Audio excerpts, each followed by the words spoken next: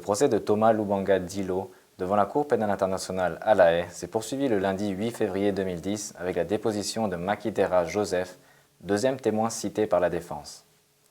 Le témoin a affirmé avoir reçu 200 $ américains par des intermédiaires pour persuader son neveu de se présenter en tant qu'enfant soldat à la Cour. Il a ajouté que lors de sa rencontre avec des représentants de la Cour à Beni et à Kinshasa, il ne leur avait pas indiqué qu'il avait reçu de l'argent. Répondant aux questions de Catherine Mabi, conseil de la défense, le témoin a mentionné qu'au moment où ses voisins avaient appris qu'il s'était préparé à mentir devant la Cour, il a dû quitter la région. Le contre-interrogatoire du témoin, conduit par Nicole Samson, substitut du procureur, s'est déroulé en grande partie en audience à huis clos. Claude Django Nyeke, âgé de 20 ans et né à Mongwalu, dans le district de l'Ituri, a été le troisième témoin cité par la défense. Son interrogatoire par Marc Desailly, conseil de la défense, s'est déroulé essentiellement en audience à huis clos partiel. Nous avons déjà eu l'occasion de nous rencontrer, mais je me présente de nouveau. Je m'appelle Marc Desailly, je suis avocat et je vais vous poser aujourd'hui des questions pour le compte de la défense de M. Thomas Lubanga. Pourriez-vous, s'il vous plaît, nous donner votre nom complet? Je m'appelle Claude Django Nyeke. Et quel âge avez-vous aujourd'hui?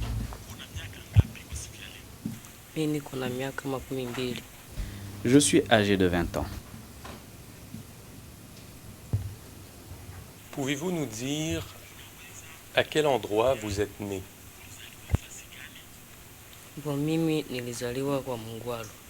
Je suis né à Mongwalu.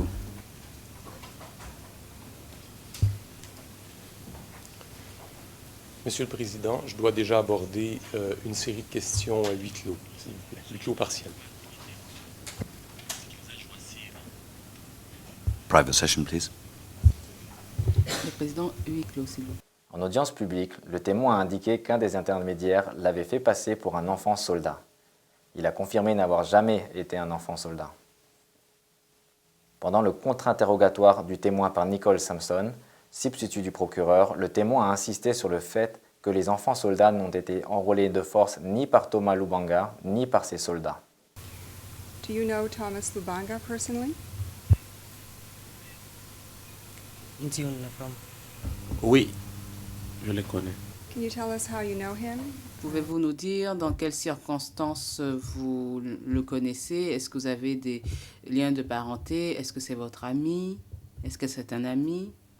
Non, ce n'est pas l'ami. Il n'est même pas membre de ma famille. Tel que Thomas est là, pendant la guerre, c'est à partir de la guerre que Thomas est devenu quelqu'un de très important. Parce qu'avant, Thomas, il vendait le haricot au dépôt. Thomas, c'était un commerçant. Il vendait le haricot. Les gens venaient auprès de lui pour acheter les haricots dans le dépôt de Thomas Lubanga. C'est ainsi que je l'ai connu. Il n'est pas membre de ma famille, non. Would you say you know him well? Question, diriez-vous que vous le connaissez bien? Si je dis que je le connais très bien, parce que je connaissais son dépôt de haricots, je ne dirais pas qu'il est familier ou qu'il est l'ami, non. Non. Moi, j'étais comme d'autres clients qui allaient acheter dans ce dépôt. Et à ce moment-là, ma tante paternelle allait acheter le haricot dans son dépôt. Il était connu parmi d'autres commerçants de haricots. Il y en avait même d'autres, de femmes aussi qui faisaient le même travail. So, sir, you agree that child soldiers were enlisted? Donc, monsieur le témoin, vous êtes d'accord avec le fait que les enfants soldats ont été enrôlés au sein de l'UPC et que vous ne les connaissez pas personnellement, vous êtes d'accord avec cela, je pense. Oui, je suis d'accord Mais ce n'est pas lui qui est venu prendre les enfants et les recruter. Parfois, l'enfant trouvait que la vie était dure et il décidait de partir. D'autres enfants n'avaient pas de parents, n'avaient pas de maman ni de papa, alors il décidait de partir. Mais ce n'est pas lui qui venait recruter les enfants par force, ce n'était pas par force. Ou même ces militaires, ce n'est pas ces militaires qui venaient recruter les enfants de force. C'était pratiquement volontaire. Et même au travail, là, on nous disait que c'était seulement des militaires qui y étaient. C'est pas lui qui venait recruter de force. If you didn't see Mr. Lubanga during the war, Si vous n'avez pas vu M. Lubanga pendant la guerre, vous ne savez pas vraiment s'il recrutait ou pas des enfants au sein de l'UPC. Bon, Bien, mina basha jua vile jua nini? je dois connaître pourquoi également. Pendant la guerre, on pouvait apprendre qu'il est arrivé à Bunia, qu'il rentre à Fataki, mais pour les camps d'entraînement, là où il y a eu des entraînements, les gens passaient même par notre village, même Simbiliabo. Il y a des gens qui ont quitté Simbiliabo. C'est pas que l'entraînement a eu lieu à Fataki. L'entraînement avait lieu à Komando, à Kumando. L'entraînement avait lieu à Mandro. Pendant le contre-interrogatoire, le témoin a également indiqué que sa mère et sa petite sœur ont été assassinés par des Lendou à leur domicile pendant que lui-même et ses frères se cachaient sous un lit. Quand il a été attaqué par les ennemis, nous étions à la maison.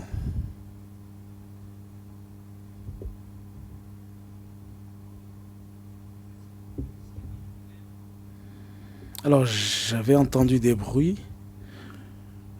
Je suis allé dans la chambre et je me suis caché sous le lit avec mes petits frères.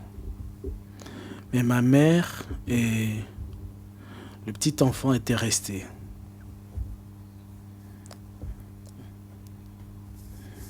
Ils ont été frappés et on a tué ma mère et une fillette. Ils sont entrés dans la maison, ils ont fouillé, ils n'ont pas vu des gens et puis ils sont repartis.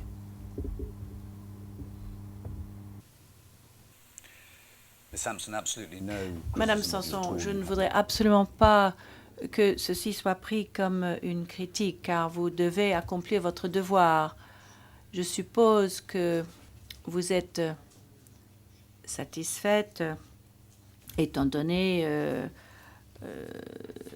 l'affaire les moyens du bureau du procureur, qu'il est nécessaire de creuser davantage la situation concernant le décès de la mère du témoin. Je ne voudrais absolument pas vous arrêter, mais il semble clair que tout ce sujet perturbe le témoin.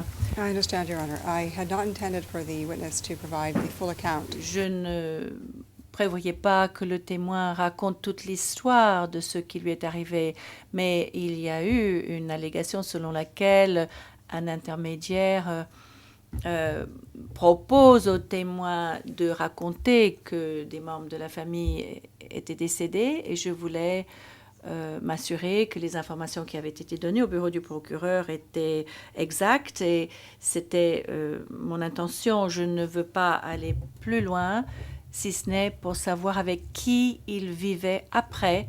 Je pourrais donc me concentrer sur cet aspect maintenant, mais je ne voudrais absolument pas aborder davantage la tragédie familiale.